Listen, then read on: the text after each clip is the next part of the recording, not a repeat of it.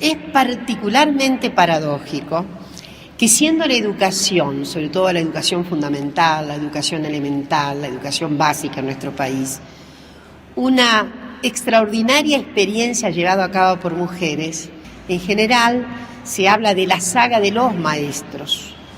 Porque para mí la educación es la fuerza civilizadora que ha cambiado a la humanidad. Para mí la educación es la fuerza civilizadora que ha permitido que el hombre se vaya liberando poco a poco de todas las esclavitudes. Y la doctora Alicia Moró de Justo deposita en este momento su voto en la urna 1053. Reiteremos que en estos momentos ya tiene 93 años y sin duda es una historia viva de la política argentina. En mi pueblo llegaba la revista Villiquen, yo tenía 8 años de edad, y entonces ahí a mí me pareció, como salían las fotografías de los clubes, me pareció interesante hacer el club y convocamos a todos los chicos del pueblo. Y en el patio de mi casa hicimos la asamblea.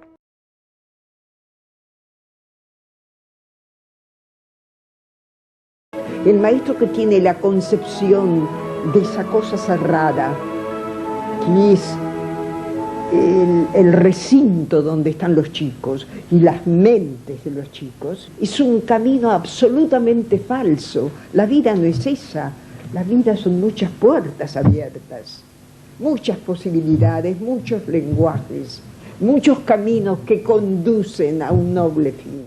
Hemos podido adquirir esos libros, y más aún de los que pensaba el Consejo Nacional de Educación, y queremos que inmediatamente esos libros lleguen a todo el país. Y luego aparece analfabetismo funcional, aquel que no llega más allá de tercer grado, pero no nos preguntábamos por qué.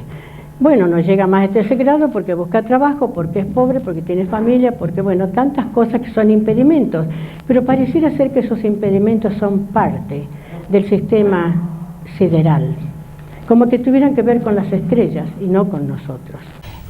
Tenían su colonia de vacaciones, tenían esa sala de niños tan contenedora, había contención, aprendizaje, disfrute, y esa forma particular, esa cosa solidaria de pensar en el otro.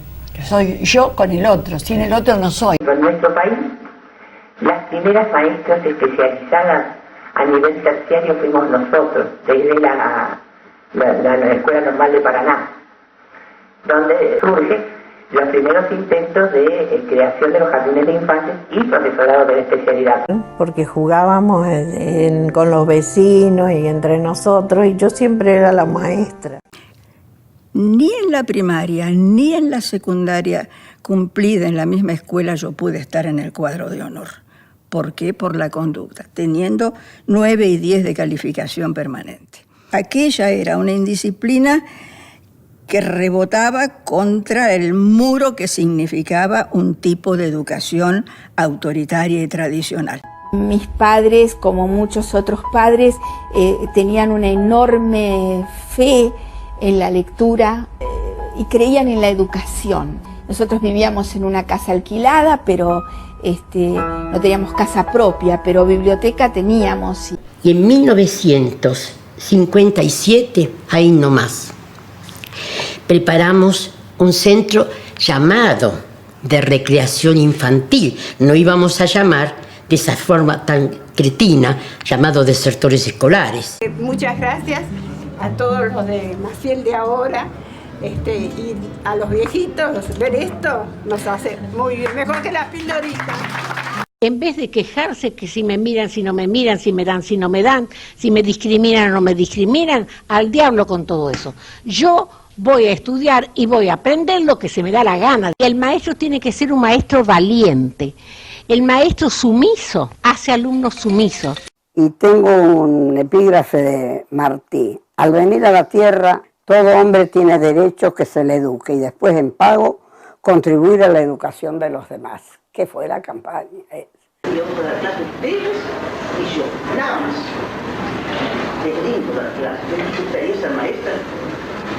No, todavía no saben, claro, más o menos, pero es lindo, les aseguro que es precioso. Yo me recibí de maestra normal, nacional, en una escuela pública. La sentí como militante que quería ser maestra en un lugar donde hiciera falta. Y a los 19 años me fui a Misiones, a una escuelita del Monte Misionero, para ser maestra. Me tocó hablar a mí porque yo era la que los había llevado, los otros estaban presos. Entonces yo miré los paraguas y ahí me inspiré porque yo no llevaba ningún discurso preparado. Y dije, como en aquel 25 de mayo de 1810, estamos acá, el pueblo argentino, para decirles a los que hoy detentan el poder que no estarían ocupando ese sitial si no hubieran tenido un maestro que les enseñó a leer y a escribir. Si te referís a la metodología o ideología de Freire, Esperanza elegiría, porque él habla de que cuando el sistema se cierra en la opresión, si no se abre un huequito de esperanza, es imposible romper el círculo. El problema es que cantidades enormes de chicos se nos quedaban en la primera etapa ahí varados, sin llegar nunca ni al texto ni a la comprensión del texto. Había un movimiento docente que entraba en todos los hogares del país, no es sonso, el gobierno se daba cuenta que iba tomando mucho peso Cetera, y bueno, y así fue también perseguida. Creo que es uno de los gremios, creo que con ESMATA fuimos de los gremios más perseguidos y castigados durante la dictadura. Y yo creo que para el ser humano lo peor que hay es que le mientan. Un niño que le llaman Juan y se llamó Pedro es una mentira enorme. Le están quitando su libertad, su individualidad, su nombre. Le quitaron lo que el papá y la mamá querían para él, una identidad. Educarse desde edades tempranas es un derecho de todos los ciudadanos de la provincia de Córdoba y es un deber del Estado garantizar esta educación.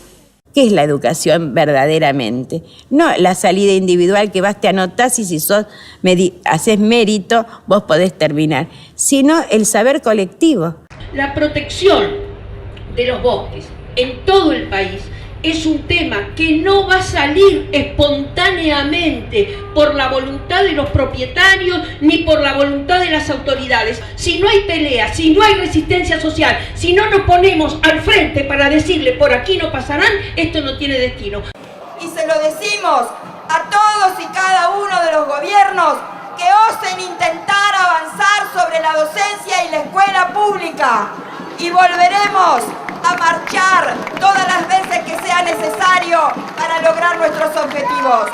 ¡Fuerza, compañeros! ¡Juntos, en unidad!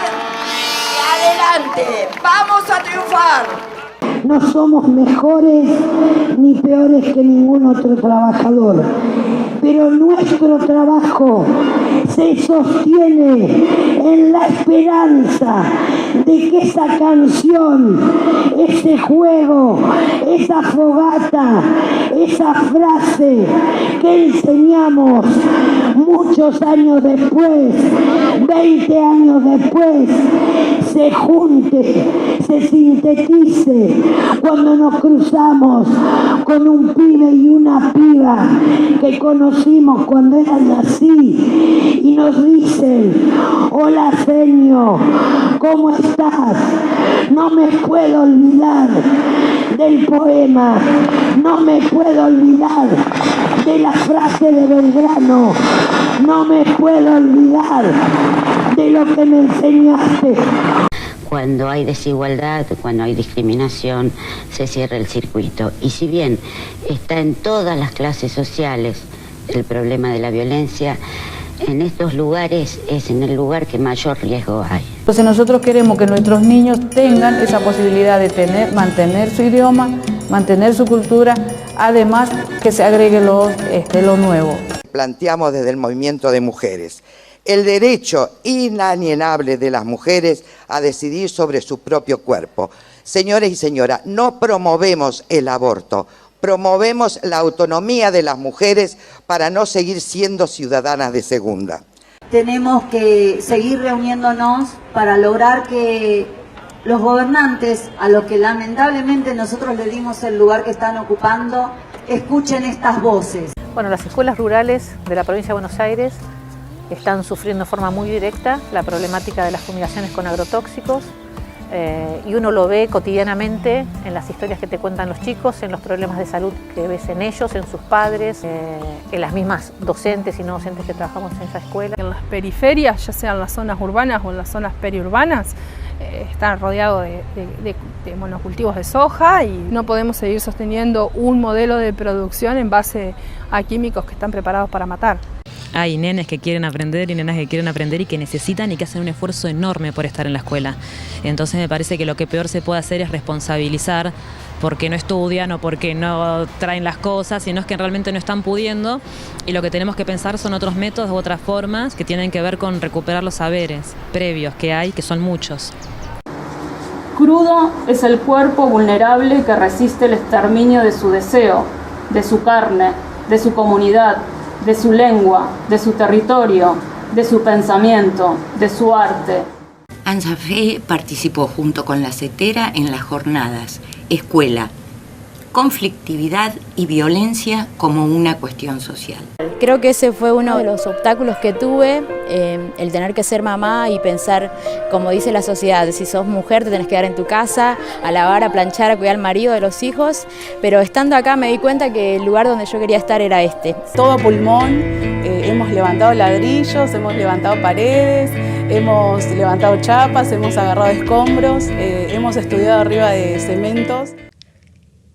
Lo principal fue el movimiento docente. O sea, lo que recordamos como Marcha Blanca, la Carpa Blanca, eso fue lo principal, lo que mantuvo unido al sistema educativo argentino. El hilo que unió fue la CETERA. Si no hubiera habido un movimiento nacional docente con convicción y con la fortaleza que tuvo, en la Argentina hubiera ocurrido lo que ocurrió en Chile.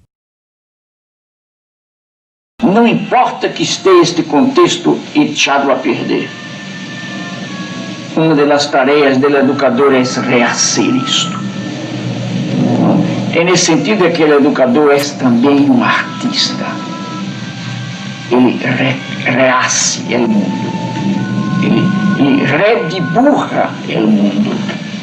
Repinta el mundo. Recanta el mundo. Redanza el mundo.